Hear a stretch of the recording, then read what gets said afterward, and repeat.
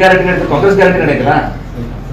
ನಾವು ಕಾಪಿ ಮಾಡ್ತಾ ಇದ್ದೀರಲ್ಲ ನೀವು, ನಿಮ್ಗೆ ಗೊತ್ತಿದೆ ಇಲ್ಲೋ ನಿಮ್ಗೆ ಕೊಡೋದು ಎಷ್ಟು, ಯಾವ ರಾಜ್ಯದಾಗ ಯಾವ ಗ್ಯಾರಂಟಿ ಕೊಟ್ಟಿದ್ದಾರೆ ಅಂತ ಹೇಳಿ ನೀವೇ ತೆಗೆದು ನೋಡ್ಬಿಡಿ. ಯಾವ ರಾಜ್ಯದಲ್ಲಿ ಚುನಾವಣೆ ಮುಂಚೆ ಅವ್ರ ಪ್ರಣಾಳಿಕೆಯಲ್ಲಿ ಇದೇನು ಗ್ಯಾರಂಟಿ ಕೊಟ್ಟಿದ್ದಾರೆ. ಅದಕ್ಕೆ ಶೋಭಾ ಕರಂದ್ಲಾಜೆ ಉತ್ತರ ಕೊಡ್ಲಿ. ಏನು ಕಾಪಿ ಮಾಡಿ ಮಾಡ್ತಾ ಇದ್ರ ನಮ್ಮ ಗ್ಯಾರಂಟಿಗಳನ್ನ. ಹೌದು, ನಾವು ಬಡವರಿಗೆ ಮಹಿಳೆಯರಿಗೆ ಅವ್ರನ್ನ ಸಶಕ್ತ ಮಾಡ್ಲಿಕ್ಕೆ ಗ್ಯಾರಂಟಿ ಕೊಟ್ಟಿದ್ದೀರಿ. ಗ್ಯಾರಂಟಿಗಳು ಮುಂದುವರಿತು ಸರ್. ಮೇಯರ್ ಜೊತೆ ಅಭಿವೃದ್ಧಿ ಕೂಡ ಆಗ್ತದೆ. ಮೇಯರ್ ಉಪಿ ಮೇಯರ್ ಸರ್ ಹೇಳಿದ್ರೆ ಅದು ಕೋರ್ಟ್ನಲ್ಲಿದೆ.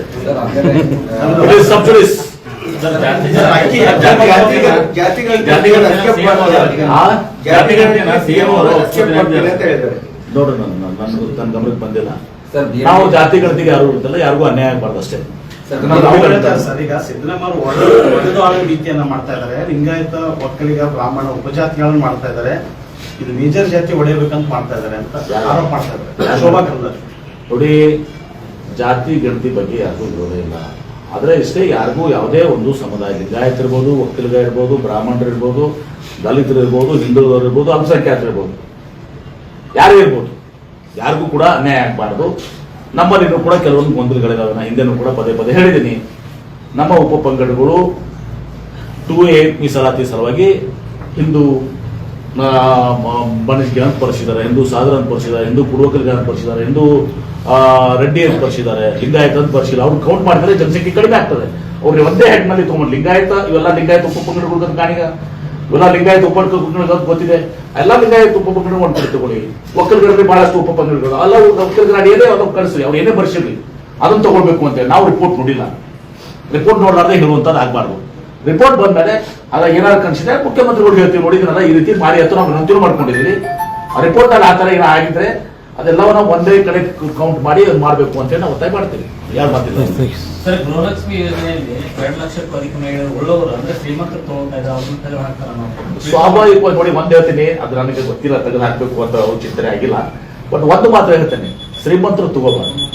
ಈಗ MB ಪಾಟೀಲ್ ಗೃಹಲಕ್ಷ್ಮಿ ತಗೋತಿದ್ರೆ ತಪ್ಪಲ್ಲ, ಸರಿನೋ ತಪ್ಪು? ಎಲ್ಲರಿಗೂ ಅಂತ ಹೇಳ್ತಾರೆ.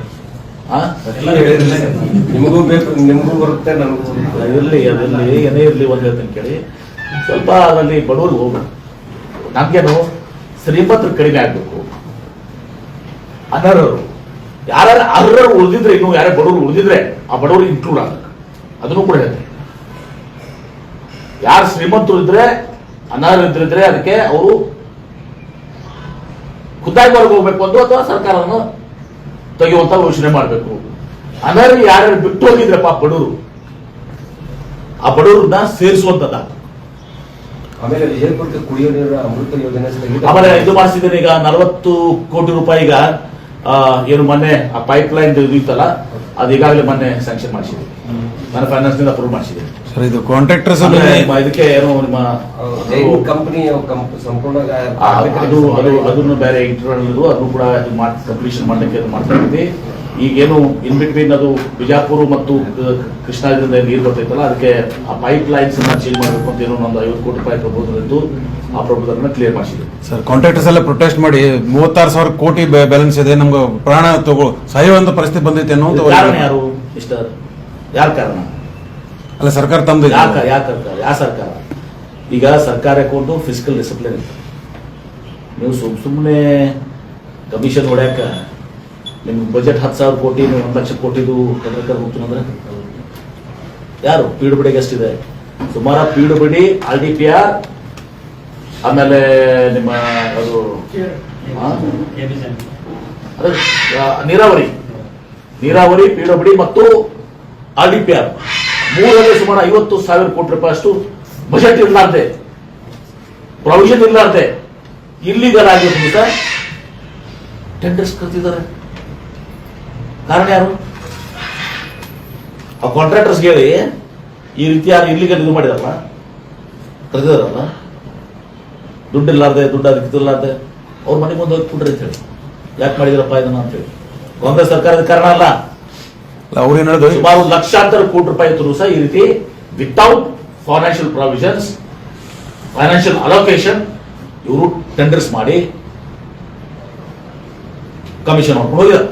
ಇವ್ನು ಹೇಳಿದ್ರೆ ನಮ್ಮನ್ನ ಕಾಮಗಾರಿ ಅವಳು ಮುಗಿಸ್ಬಿಟ್ಟಿವಿ ನಾವು ದುಡ್ಡು ಇಡ್ತೀವಿ ಸರ್ಕಾರ ಅದು ಕೊಡ್ತಾ ಇದ್ದಾರೆ, ಅದಕ್ಕೆ ಕಷ್ಟ ಅನುಭವಿಸ್ತಾ ಇದೀವಿ. ಇವ್ರ ಪಾಪದ ಕೂಡ ನಾವು ಹೊರ್ತಾ ಇದೀವಿ. ಇವ್ರು ಮಾಡಿಟ್ಟದ ಕೆಲಸ ಪೇಮೆಂಟ್ ಪೆಂಡೆನ್ಸಿ ನಾವು ಕೊಡುವಂತ ಪರಿಸ್ಥಿತಿ ಇದೆ. ನಾಳೆ ನಿಮ್ಮ ಟೀಕೆ ಬೇರೆ, ಅಭಿವೃದ್ಧಿ ಹಣ ಇಲ್ಲ ಅಂತ ಇವ್ರು ಕೊಡ್ಕೊಂಡು ಕೊಡಿರ್ಬೇಕಲ್ಲ, ನಾವು ಬಿಡಕ್ಕೂ ಬರಲ್ಲ. ಯಾರ್ದಪ್ಪ ಇದಕ್ಕ ಕಾರಣ ಹೇಳಿ, ನೀವೇ ಯಾರು? ನಿಮ್ಗೆ 10 ರೂಪಾಯಿ 3 ರೂಪಾಯಿ ಬಜೆಟ್ ಇದೆ ನಿಮಗೆ, ನೀವು 1,000 ರೂಪಾಯಿ ಮಾಡಿ ಹೋದ್ರೆ ನಿಮ್ಗೆ ಇರ್ಬೇಕಾಗಿತ್ತು 100 ರೂಪಾಯಿನ ಖರ್ಚು ಮಾಡ್ಬೇಕಾಗಿತ್ತು.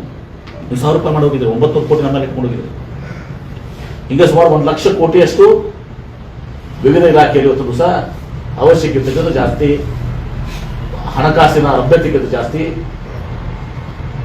ಏನು ನಿಮ್ಮ ಬಜೆಟ್ಗಿಂತ ಜಾಸ್ತಿ ನೀವು ಅನುಮೋದನೆ ಕೊಟ್ಟು ಟೆಂಡರ್ ಕರೆದು ಕಮಿಷನ್ ಹೊಡೆದೋಗ್ಬಿಟ್ಟಿದ್ದೀರಿ.